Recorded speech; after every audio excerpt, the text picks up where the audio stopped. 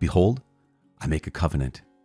Before all your people I will do marvels, such as have not been wrought in all the earth or in any nation, and all the people among whom you are shall see the work of the Lord, for it is a terrible thing that I will do with you. Observe what I command you this day. Behold, I will drive out before you the Amorites, the Canaanites, the Hittites, the Perizzites, the Hivites, and the Jebusites. Take heed to yourself, lest you make a covenant with the inhabitants of the land where you go, lest it become a snare in your midst. You shall tear down their altars, and break their pillars, and cut down their asherim.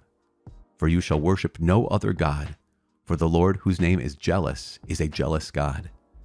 Lest you make a covenant with the inhabitants of the land, and when they play the harlot after their gods and sacrifice to their gods, and one invites you, you eat of his sacrifice, and you take of their daughters for your sons, and their daughters play the harlot after their gods, and make your sons play the harlot after their gods.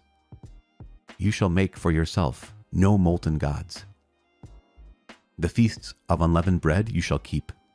7 days you shall eat unleavened bread, as I commanded you, at the time appointed in the month of Abib. For in the month of Abib you came out from Egypt. All that opens the womb is mine. All your male cattle, the firstlings of cow and sheep, the firstling of a donkey you shall redeem with a lamb, or if you will not redeem it, you shall break its neck. All the firstborn of your sons you shall redeem, and none shall appear empty before me. 6 days you shall work, but on the 7th day you shall rest. In plowing time and in harvest you shall rest. And you shall observe the feast of weeks, the first fruits of wheat harvest, and the feast of ingathering at the year's end.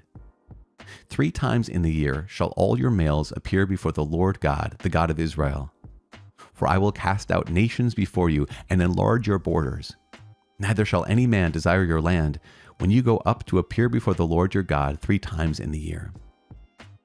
You shall not offer the blood of my sacrifice with leaven, neither shall the sacrifice of the feast of Passover be left until the morning.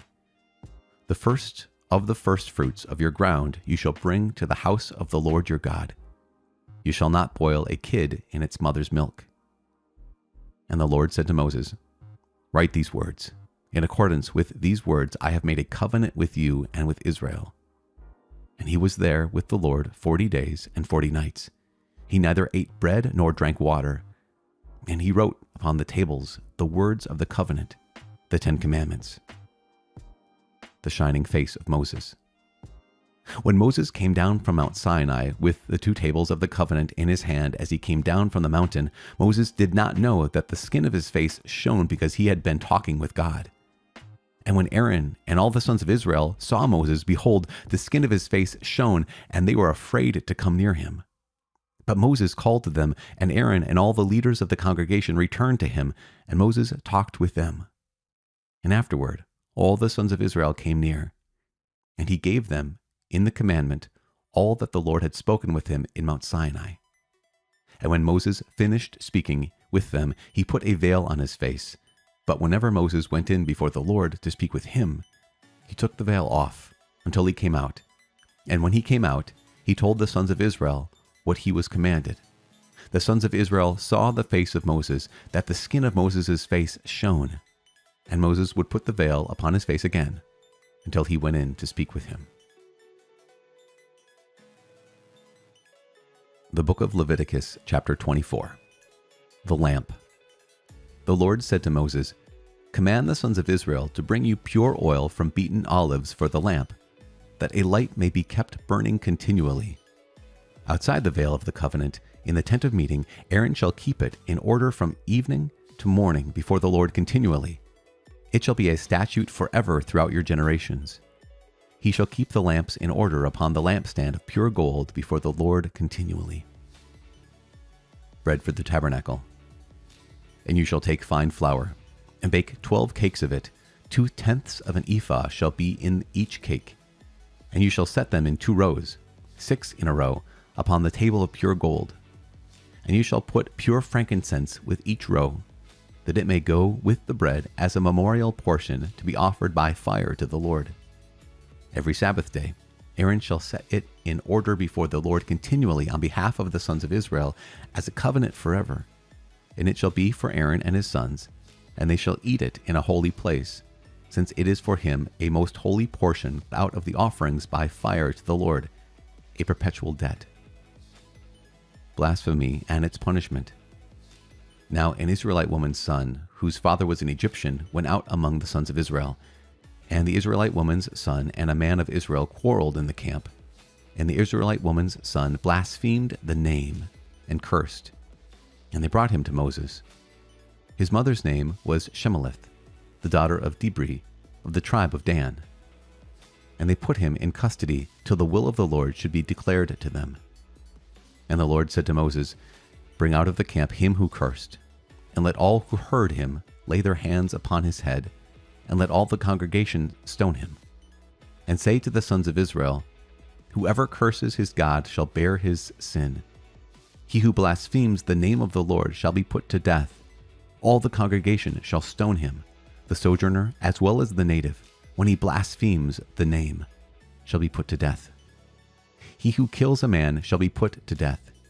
He who kills a beast shall make it good, life for life. When a man causes a disfigurement in his neighbor, as he has done, it shall be done to him, fracture for fracture, eye for eye, tooth for tooth. As he has disfigured the man, he shall be disfigured.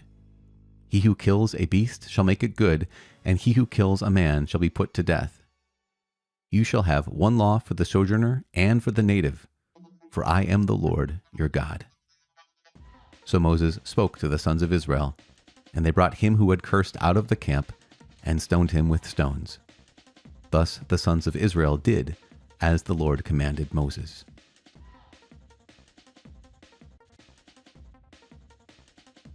Psalm 80, Prayer for Israel's Restoration.